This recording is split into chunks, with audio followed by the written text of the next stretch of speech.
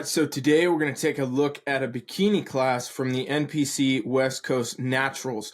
This is a natural NPC event, so for all of you out there that are natural competitors or want to remain natural competitors competing on stage, if you choose to only do natural specific competitions, this is something you could look at as a good example for what you may encounter on stages. Keep in mind, all competitions are going to be different. All athletes that show up will always be different. The way criteria can shift can be different to show. And also this, you do not have to only compete at natural events if you are natural. I get this question a lot, and I just want to address that right in the beginning of the video here. You can compete naturally pretty much at any level of the NPC if you want to do it, and I have athletes doing it every weekend. You know, sometimes we do have athletes that want to do specifically these tested shows, these natural events, but not all the time. A lot of them are getting added new, so not a lot of time, you know, that it's been out, and also not necessarily in your area. So if you want to do any NPC event as a natural athlete, you can definitely still do that. You don't have to specifically go and seek out the natural competitions, okay? So anyway, what we're looking at is Class A Bikini, okay? This is 3 athletes in this class from this competition, and it contains our overall winner here, which is Mia. So we're going to take a look at all of these athletes, talk a little bit about the criteria, talk about the placings, why the way they may have landed the way they did, in other words, and why. So let's dive in. So here we have our overall winner right in the middle. This is Mia, and she has won this class and also went on to win the overall. So a smaller event happening, you know, early season where it sits. This was January 26th. Right now it is February, and you know, we're still very much in the early season as it sits right now. So you will see smaller events happen probably more until the mid-season this year. But here is the overall winner and, you know, the class winner, and what we can see is clear example of this criteria as far as hourglass shape goes, right? We see that fully exemplified through the taper in the waist, the width at the shoulders, and the lower body that matches in shape, symmetry, and proportion. All bikini competitors watching this video, all coaches coaching bikini competitors watching this video, you want to make sure you understand the fundamentals, which is that hourglass shape. You really need to attain that. Whoever has that the best way is going to often be the one that wins the class, can even have a good run in the overall, right? It's all about shape in bikini, and it's all about symmetry, up, down, left, and right, and that's what we'll see looking at the screen here. Realistically, we see a little bit of, you know, shoulder development here, roundness, not striations, not deep cuts in the shoulders, not delts that are too big to the point where they would look like, you know, you need to be going into figure or something like that. But they definitely want to see a little bit of that muscle, that shape, and that size, and Mia definitely has it here. Tapers in at the waist, so narrowing at the waist effect. You'll get this through a number of ways. You can do this through you know, maybe some specific transverse abdominis work where you're literally working on pulling the abs in all the time. You obviously get this from dieting mostly, right? Your stomach will shrink considerably when you are dieting, and that's really what it looks like for bikini in general. Ab work in bikini, very minimal. If you need to do it, and some athletes may need to, then you can. Definitely not required, and honestly, a lot of ab work often hurts bikini competitors because they end up widening out their midsection, which again will detract from the hourglass. So the more narrow you can get the waist, and the more, you know, developed you can bring out the shoulders and then the lower body, the better of an hourglass look you're going to have. So looking lower body here, Mia, you can tell has good glute development. We're seeing that from the front a bit here in this pose, and we can see the quads and the hamstrings and everything does all match together quite nicely there. So that is key. Symmetry, shape, proportion, size all together. Conditioning wise, we can look and see, we'll see some soft lines in the obliques here and in the abs, a little bit in the shoulders, a little bit down into the quads and the glutes. This is pretty on par with bikini condition, which should be relatively softer level of conditioning compared to some of the other classes such as figure, so on and so forth, right? Those are going to be considerably leaner classes. And bikini, wellness, even down into fit model. Fit model is going to be even softer than bikini is, but these are softer levels of conditioning, meaning you do not want to be super shredded here. And I know that there's people watching this that say, okay, but a super shredded, you know, athlete won my competition. As I said, all competitions are going to go differently based on, who's on stage that day, what judges are there judging, and also just in general, who's competing. That's important to remember, okay? But a little bit of a softer look at this event overall, we could say. Let's take a look over here at our second place in this class. This is Barb here. And Barb has a lot of the similarities that we're talking about. Still going to bring in that taper, going to bring in that overall tapered look. Midsection here, glutes and quads and hamstrings. She looks to me to be a little bit dominant in the glutes.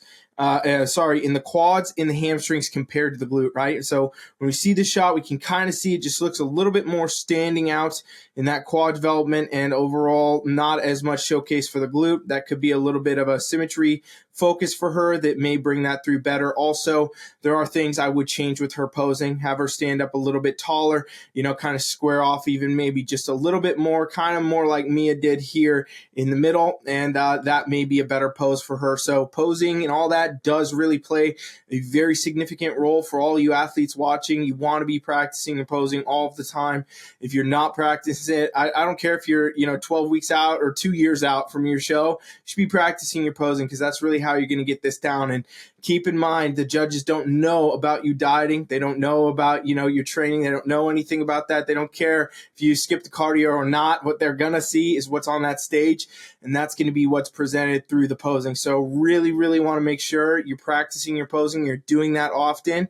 This may be the pose that Barb chose exactly, and that's great. There's a wide variety in what poses you can be doing, but there are in certain situations where, if you're not posed as most optimally as you could be, it will dictate your placings a bit. So either way, great quality physique here, good development in the shoulders, really brings it through. She has a tighter level of conditioning in some sense, so it almost looks to be that maybe judges went a little bit softer for the class winner here and the overall winner, because we can see a little bit harder into the oblique here. Lower body, we still get those lines coming through in the glutes, the quads, the hamstrings, all things we should see in bikini. Very on par bikini physique for this event, especially, in the natural circuit. You tend to see a little bit of that less muscle going on and a little bit less conditioning overall. I would say that we do see that because, again, you're not going to have all the athletes that are going to be pushing PEDs and steroids and can really push a very, very shredded look or a very, very muscular look. You will see in the natural circuit a little bit less of that intensity, less of that extremity due to the fact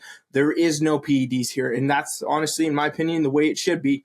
Let's take a look over here at our third place in this class here. This is Jennifer. So Jennifer showcasing really good shoulder shape overall, tapers into the waist.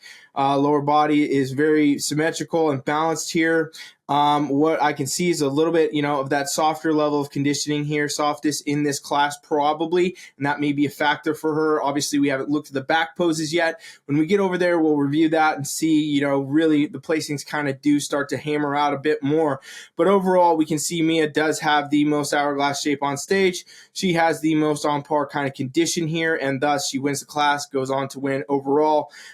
Jennifer has good shoulder shape. Everything is good here. Again, another athlete that I would work with the posing on. The NPC specifically does not like when your arm is up like this. That is a note you want to take. They put it in the rules for bikini for wellness. They don't want to see it. I used to do posts on this years back before they actually changed the official rules, and I used to call it the teapot arm, if you will, right? Like, here's the handle, here's the spout, so to speak.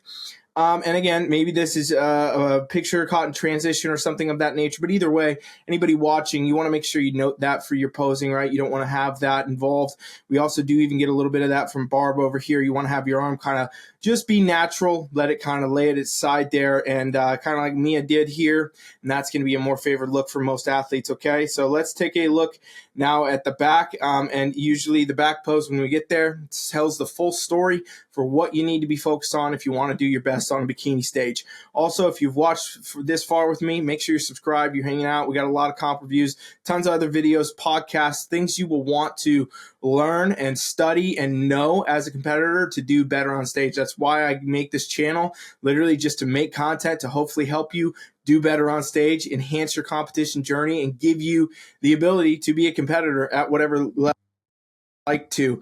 And I think I just muted my mic there, but compete at whatever level you would like to, right? So here we go. Let's take a look at the back. Mia in the middle, our class winner, overall winner. She's got, just this hourglass shape that is showcasing again very, very well. So that waist taper does help to a huge advantage for her there. It really makes the hourglass look very dramatic, which is again a very favorable look in bikini specifically. We can see just a little bit of that shoulder shape here, which is on par with what you want to see, and the lower body takes the show in back pose, which is very on par with criteria again. So we can see a little bit of that quad, not too much.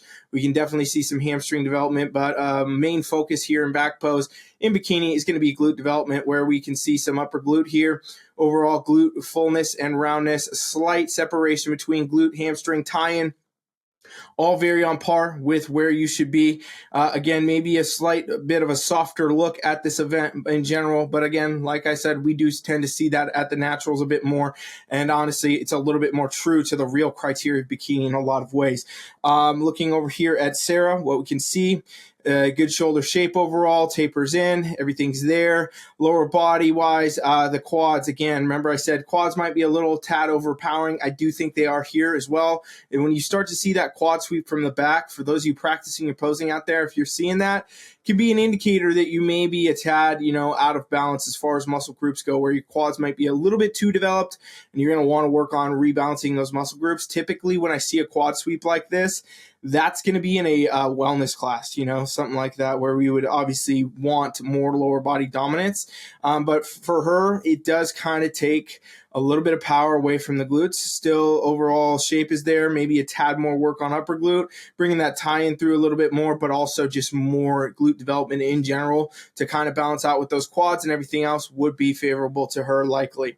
Looking over here at Jennifer now. So Jennifer looks to be a little bit more, in this sense, upper body dominant type of a look here. The lower body, it just needs more muscle mass overall, and we do tend to see this a lot in bikini and with wide variety of athletes in their journey at different places, right? Your key, though, in bikini is all about symmetry, shape, and proportion. So you don't want your upper body to look more powerful than lower body, and you don't want lower body to look more powerful than upper, or because, again, that'd be a different class, which is wellness. So realistically, you really want to make sure you're balancing these muscle groups. For her, just needs more overall development here, upper glute, overall glute, bring that tie in through some more. And again, a little bit softer in the conditioning, so improving some of that as well would be advantageous to her. Realistically, though, pretty on par look with what you're going to see at many of the natural competitions, okay? And like I said at the beginning of this video, just because this is a natural competition, you may be a natural athlete watching. It does not mean that you have to compete at these events.